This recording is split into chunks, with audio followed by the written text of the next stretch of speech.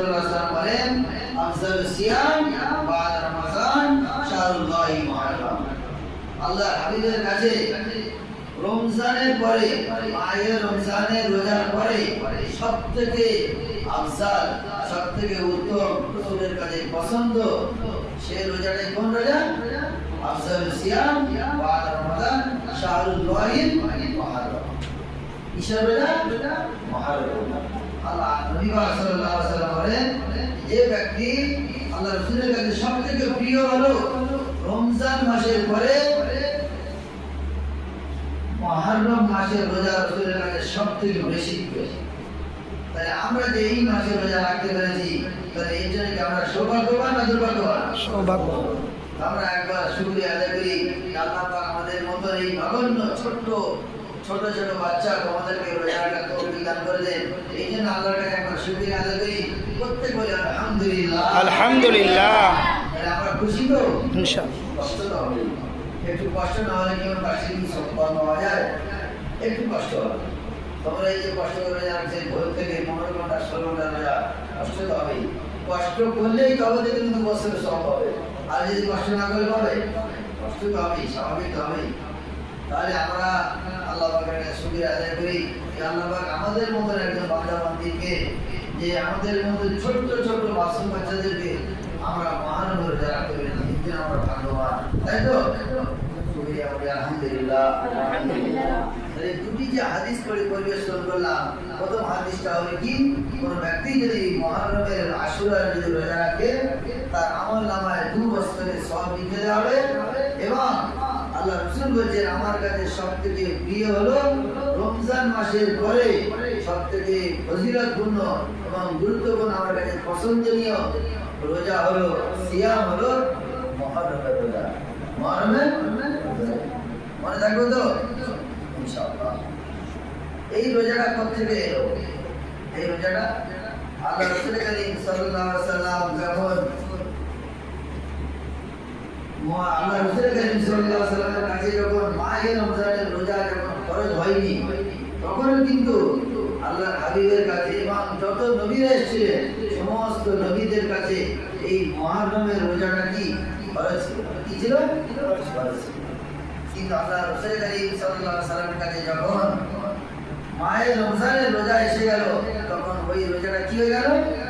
নম্বর হয়ে গেল। আল্লাহ রাসূল তখন বললেন মান শাআ ফালইউমিন ওয়া মান শাআ ফালইয়াকুল। তোমরা এই আশুরার রোজাটা তোমরা রাখতেও পারো আবার নাও রাখতে পারো, তবে যদি রাখো তাহলে 2 বছরের সওয়াব পাবে। তাহলে কি এটা নফল, কিন্তু যদি রাখো তাহলে 2 বছরের সওয়াব পাবে। আল্লাহ রাসূল বলেন আমাকে পছন্দিত রোজা। তাহলে এই রোজাটা কখন থেকে এসেছে? ধরে গেলে যে আয়াত আছে আমরা বারবার পড়ি, ইয়া আইয়ুহাল্লাযীনা আমানু কুতিবা আলাইকুমুস সিয়াম কামা কুতিবা আলাল্লাযীনা মিন ক্বাবলিকুম লাআল্লাকুম তাত্তাকুন। এই ঈমানওয়ালারা তোমাদের উপরে রোজাকে ফরজ করা হয়েছে যেমন ইতিপূর্বে তোমাদের নবীগণ বা উম্মতের উপরে ফরজ ছিল। এই আয়াত দ্বারা কি বুঝা যায়? যে আমাদের রমজানের রোজা ফরজ হওয়ার আগেও এই আশুরা রোজাটা আমাদের কি ছিল? ফরজ ছিল। আরে এই রোজাটা আল্লাহ রাসূল সাল্লাল্লাহু আলাইহি ওয়াসাল্লাম যখন রমজানের রোজা এসে গেল, রাসূল তখন বললেন মান শাআ ফালইউমিন ওয়া মান শাআ ফালইয়াকুল। এই রোজা তোমরা রাখতেও পারো বা না রাখতেও পারো, যদি রাখো তাহলে ফজিলত আছে, সেটা হলো 2 বছরের সওয়াব। তাহলে আমরা যারা রাখতে পেরেছি এটা কি আমাদের জন্য আমরা ভাগ্যবান নয়? ভাগ্যবান নয়? আলহামদুলিল্লাহ, আল্লাহ পাক আমাদেরকে রাখার সুযোগ দিয়েছেন। আমরা যদি এই পরিবেশে, মাদ্রাসার পরিবেশে যদি না থাকতাম, বাড়িতে যদি থাকতাম, রাখতাম না, আমি করতাম না, রাখতাম। আমার সাথে আগে কালচার জিজ্ঞেস করছিলেন না, এই তোর কে বাড়িতে থেকে এই কুরবানি করে কে নামাজ পড়ে? কেউ বললো আমি এই জোহর আসর, কেউ বললো মগরিব হয়, কেউ বলছে ফজর হয় না। তার মানে বাড়িতে থাকলে নামাজই হয় না, রোজা তো দূরের কথা। তাহলে আমরা যে এই পরিবেশের থেকে, কালকে কত সুন্দর লাগলো, সারাদিন কষ্ট করলে, যেমন ইফতারি করলে কেমন একটা মজা লাগলো না, একটা তৃপ্তির মতো, একটা শান্তির মতো লাগলো না? কষ্ট হয়েছে, কিন্তু সারাদিন পর যখন ইফতারিটা করলে কি মজা। এই যে একসঙ্গে সবার সঙ্গে তৃপ্তির সাথে একটা ফুর্তি, একটা মনের মধ্যে আল্লাহ তাআলার একটা শান্তি আসে, তো অনুভবটা ভালো হয়ে আসে না? এই কষ্ট করে সন্ধ্যাবেলা যখন মগরিব টাইমে আজান হলে ইফতারি আগে করে কি মজা পায়, মজা লাগে না একটা, কি মজা লাগে একটা। সুবহানাল্লাহ সুবহানাল্লাহ, এটা আল্লাহর তরফ থেকে একটা শান্তি, দিনের মধ্যে একটা সুকুন আসে একটা, বুঝতে পারছো? যাক আল্লাহ পাক যে আমাদের এই সুযোগ করে দিয়েছে, এই মাদ্রাসার পরিবেশে, এই মাদ্রাসার গণ্ডির মধ্যে থাকতে পেরেছি বলে এই সৌভাগ্যবান, এই সুযোগগুলো, এই সওয়াবগুলো আমরা কামাতে পারছি কিনা? তাহলে এই সাথে সাথে আজ পবিত্র দিন, পবিত্র দিনে আজকেকার ফজিলত প্রচুর, অনেক ফজিলত, কত ফজিলত কটা বলবো। এই দিন আল্লাহ পাক পাহাড়, আসমান, জমিন, জান্নাত, রহমতের বৃষ্টি, এই দিনে অনেক কিছু আল্লাহ পাক সৃষ্টি করেছেন। নূহ আলাইহিস সালামকে আল্লাহ পাক তার কিস্তি থেকে, নৌকা থেকে এই দিন উদ্ধার করেছিলেন।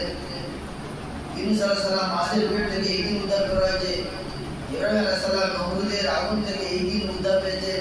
ঈসা আলাইহিস সালাম তার মানুষ, তার জাতিরা যখন তাকে ঘিরে ফেললো, আল্লাহ পাক চতুর্থ আসমানে উঠিয়ে নিয়ে এই মহরম দিনে মুসা আলাইহিস সালাম ফেরাউনকে ধ্বংস করা হয়েছিল, নিম্নতে ডুবে মারা হয়েছিল। এই দিনে, এই আশুরা দিনে, এই দিনে অনেক ফজিলত।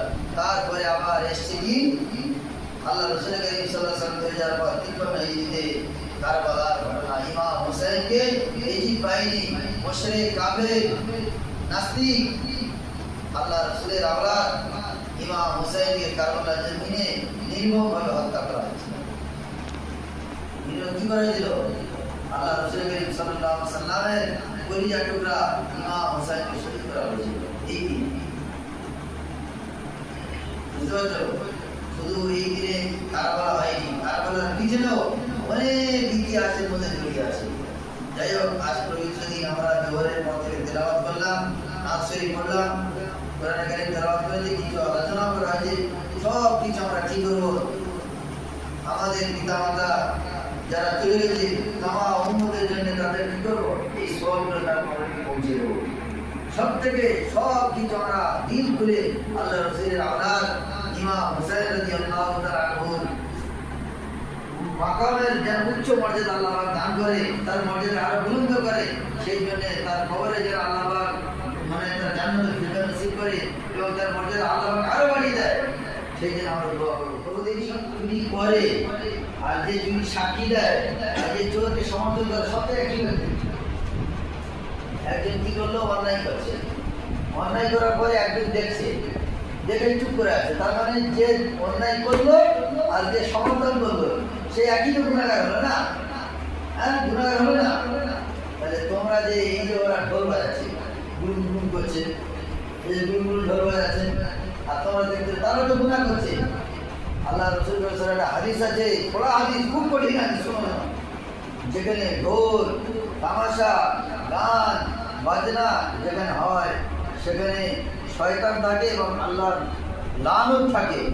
আল্লাহ পাকের রহমতের ফেরেশতারা থাকে না, আল্লাহ পাকের গজবের ফেরেশতারা থাকে। সুতরাং ওখানে ঢোল বাজনা হবে, মদ খায়, প্রত্যেকে মদ খায়। আমি তোমাকে আমি গ্যারান্টি করছি, আমাকে বলবো, আমি কাজীগঞ্জে যতক্ষণ ছিলাম ওখানে হতো সবাই মদ খেবে, এরকম কাজে দোকানে বসে বসে মদ খেবে। তার মানে যেখানে মদ খাওয়া হয়, মদ হারাম, ঢোল বাজনা হারাম, কি গান বাজনা হারাম, তাজিয়া করা হারাম। যেখানে হারাম সেখানে কি হয়? শয়তান আছে, রহমতের ফেরেশতা থাকে না, গজবের ফেরেশতা থাকে। অর্থাৎ আল্লাহ পাকের রহমত গজব নাজিল হয় সেখানে। আর তোমরা যদি সেখানে যাও তাহলে তোমাদের উপরে গজব নাজিল হবে।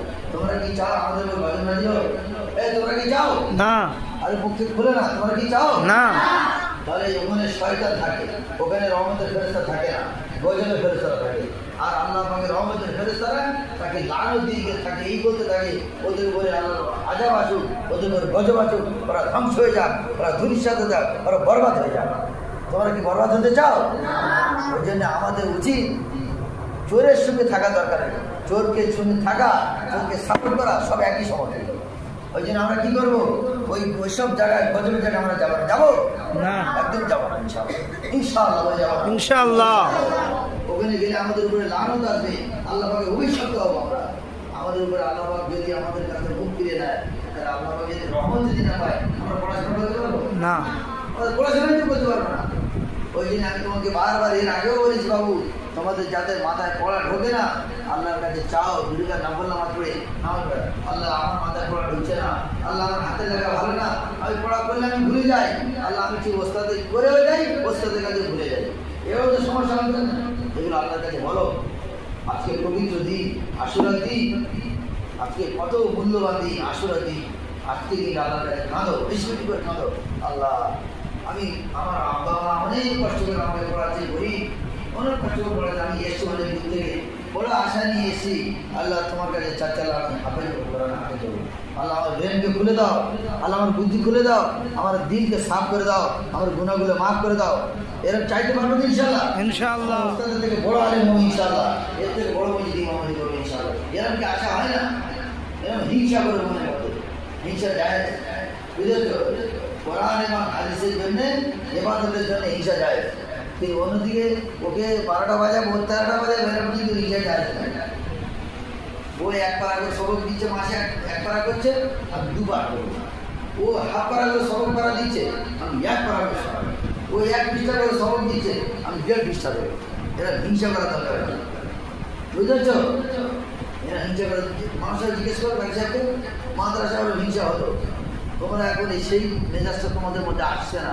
থাকা দরকার, থাকা দরকার। লুকে লুকে গিয়ে রাত্রেবেলা ও করে ঘুমাচ্ছে, ও ঘুমাচ্ছে।